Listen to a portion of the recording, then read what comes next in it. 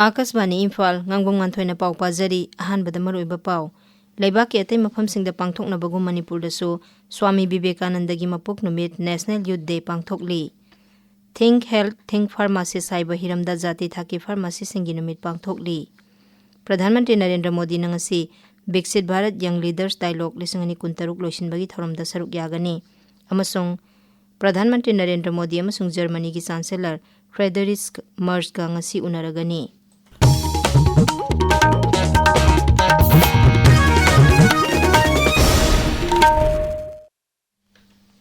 Swami Vivekanandagi mapok numit National Youth Day ngasi pangthokli. Numit asina lakpada Rashtrapati Draupadi Murmu, Pradhan Mantri Narendra Modi amadi Griha Mantri Amit Shah yauna lusingba kayana Swami Vivekanandagi mafamda ikai khumnaba utlakli. Manipur gi Rajyapal Ajay Kumar Bhalana so Swami Vivekanandagi mafamda ikai khumnaba utli. Social media da thaglakpa post amada Sri Bhalana hai Bharat pu mapangal kanba khumang chausinba amadi maromdom lepsaba ngamba leibak ama ohenbada Swami Vivekanandana lorumba thaudang adubu haujiki mirol na ningsingba tangai fade. Mangna hai Viksit Bharat ki manglan mangphau na hanbada naha singi sakti makhoi gi wakhalon amasung asa thabakta onthokpa changi. Naha sing lamsa sajat phajaba masana masabu thajaba amasung leibaki damaka thokpagi wakhalon chenhanba yamna maru oi. Numit asi Vivekananda Kendra Kaina Kumari Manipur Vibhagna Sinduna Imphal gi Regional Institute of Medical Sciences RIMS Imphal gi Benting Hall da pangthokani. National Sports University na Sinduna Sama Humphumari Suba Swami Vivekananda gi mapokumonga mari lenana Run for Swadeshi Sankalp Run ngasi ayuk khuman lampakta leiba National Sports University gi Administrative Building da pangthokre. Amaromda Dhanamanjuri University Manipurga Swadeshi Jagran Month Manipur Prant ka khusamnaduna National Youth Day ga mari lenana lamjen amasu pangthokhi. Swami Vivekananda gi mapok numit ka mari lenana Run for Swadeshi ngasi Kanchipurda leba Manipur University gi traffic point tagi hauduna pangthokre. Tauramasi Bharat Sarkar gi Education amasung Youth Affairs and Sports Mantraloy gi makhada Manipur University gi National Service Scheme NSS cell na sinbani. Think Health Think Pharmacy saiba hiramda jati thaki pharmacy singi numit Raija Sida Sungasi Pangthokli. Numit asiga mari lenana Indian Pharmacists Association gi General Secretary Sapam Sarachandra ga Kasman Imphal gi ipau kangbuga khanana unabada mahangna hai anaba singi damakta pharmacist singna chawba thaudang lauri. Makhoina anaba singi record ningthijana thamli mangna hai.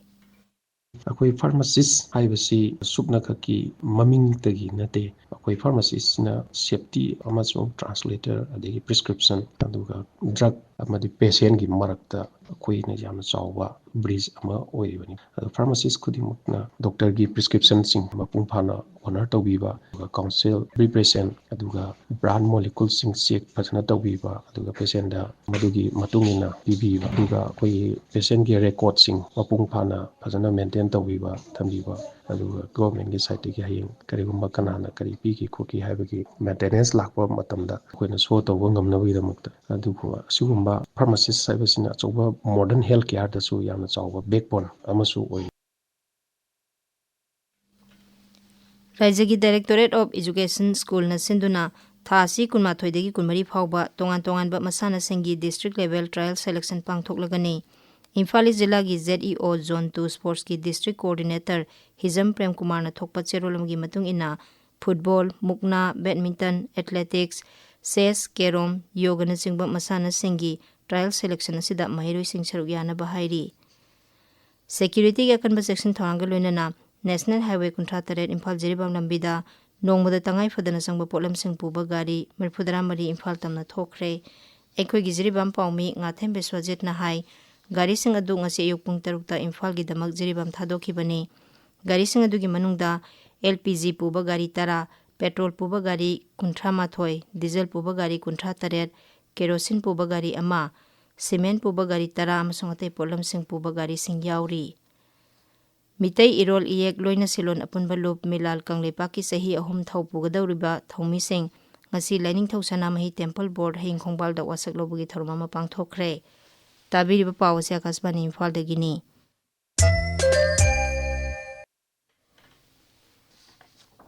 Pradhan Mantri Narendra Modi nangasi numidang wairam New Delhi da pangthokadaba Viksit Bharat Young Leaders Dialogue 2023 loisinbagi thoramda saruk yagani. Sri Modi na mapan lamda leba Bharat masasing yauna leba sigi naha 3,000 lomga wari sanagani. Thoramaduda Pradhan Mantri na Viksit Bharat Young Leaders Dialogue 2023 ki essay compilation phongani. Masida naha oriba participants sing na leba sigi mangjal thana paikhat kadaba saukha thorangi thabak sing amasung tungkoiba thorang kya gi matang da iba khangatlaba essay sing yauri. Viksit Bharat Young Leaders Dialogue ki handak pangtholiba anisuba edition asida lebasi gi naha sing jati gi luchingba oina semgatnaba national platform ama oire. Thasi gi mapandagi ngasi phawba pangtholiba thoram asida lebasi gi tongan ba maphamdagi naha lak yang khairom saruk yari. Germany ki Chancellor Friedrich Merz numinini gi khongchata Ahmedabad ki Sardar Vallabhbhai Patel International Airport ta ngasi yuk thungkhre. Pradhan Mantri Narendra Modi amasung Germany ki Chancellor Merz na ngasi Ahmedabad ta unagani. Lusingba anina Sabarmati Ashram da satkani amasung Ahmedabad ta pangthokpa International Kite Festival da saruk yagani. Madugi tungda Gandhinagar gi Mahatma Mandir da Sri Modi amasung Merz na handak ta sahi 15 mapung pharaba India Germany Strategic Partnership ki thabak sing kaya yamna khumang chausilabagi haibadu yengsingani. Germany ki Chancellor na leba asida lakpa handaki asina ahanba khongchat oibana Bharat amasung Germany gi marakta leinariba marigi yamna maru oiba tangkak ama oire. Khongchat asigi manung chana leba ani gi lalol itik sel thadaba technology gi lamda tengbang pinabagi matangda wari sanagani. Loinana ngaksel science amasung research yauna lam kya da su tengbang pinanaba khanagani. Kendra gi Electronics amasung Information Technology Mantri Ashwani Vaishnaw na ngasi America gi Washington DC da pangthokpa G7 Critical Minerals Ministerial mifam da saruk yagani. Mifam asi strategic resourcing gi global supply chain ka hendanaba pandam da pangthokpani. Social media da thaklakpa warolamada Ashwani Vaishnaw na hai mifam asina Viksit Bharat ki pandam phangnaba honabada sauna mateng oiragani. Mifam asida Australia, Bharat amasung G7 leibak sing America, Britain, Japan, Italy, France, Germany, Canada amasung European Union na critical minerals singi matangda khananainagani.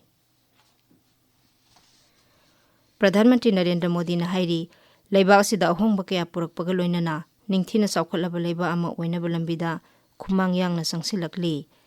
Rajkot ki Kutch amasung Saurashtra lamdamda pangthokpa numit inigi oiba Vibrant Gujarat Regional Conference ta wangangbada Pradhan Mantri na hai pandam asi phangnaba honabada infrastructure saukhathanba industries ki thabak thoram ningthina hengathanbagi tangai fadaba lei.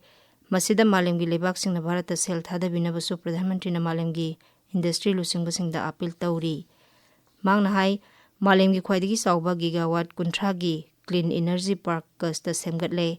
Gujarat ki Morbi Jamnagar Rajkot asi lam asida ahongba kaya puraklaba maramna hai singbagi sang ningthina hengatle.